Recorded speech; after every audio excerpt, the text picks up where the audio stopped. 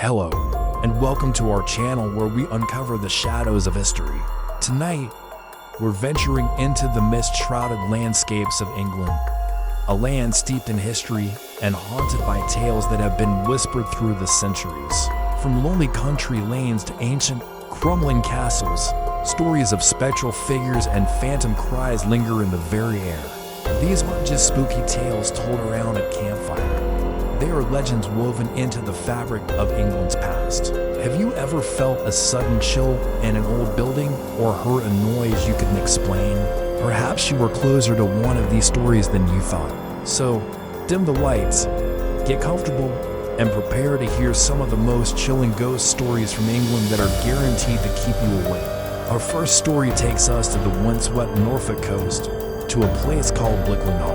This magnificent Jacobean mansion is beautiful by day, but as night falls, it becomes the stage for a truly royal haunting.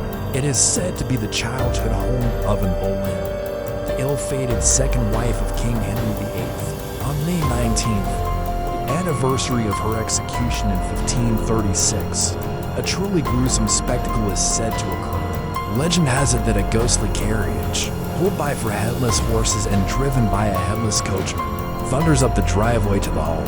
Inside the carriage sits the spectral figure of Anne Boleyn herself, dressed in white, holding her own severed head in her lap as the carriage arrives at the main entrance. It vanishes into thin air, but Anne's spirit isn't content with just this dramatic entrance. Her sorrowful phantom is also seen wandering the corridors of Blickling Hall, forever mourning her tragic fate. Staff and visitors have reported seeing a lone, sad figure in Tudor-style dress, gliding silently through the library and along the grand staircase, a constant, chilling reminder of a queen betrayed. Next, we travel to the south of England, to the quaint and picturesque village of Pluckley in Kent. Don't let its charming appearance fool you.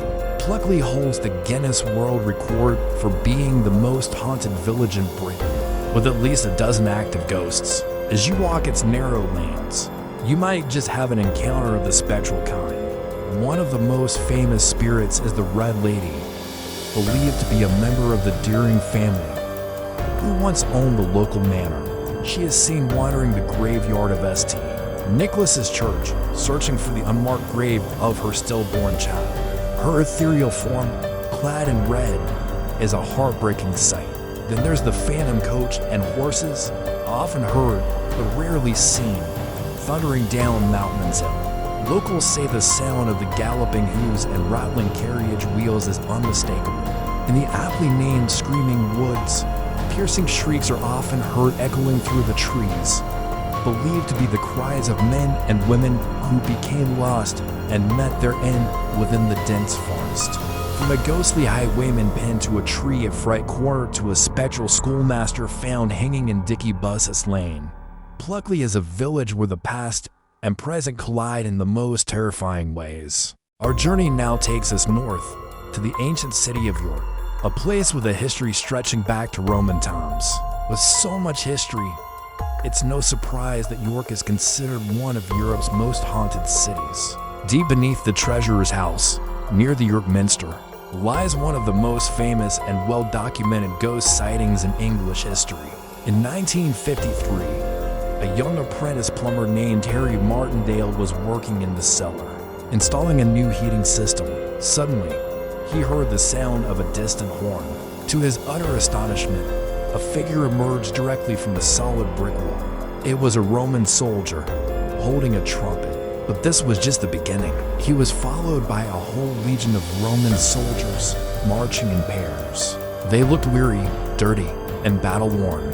What was most peculiar was that Harry could only see them from the knees up, as if they were walking on a surface far below the current cellar floor. It was later discovered that the cellar was built directly over an old Roman road, about 18 inches below the floor level, perfectly explaining the height of the spectral soldiers. To this day, the Treasurer's House remains a hotbed of paranormal activity, with visitors often reporting the sounds of marching feet from the cellar below. From a haunted city, we move to a haunted road.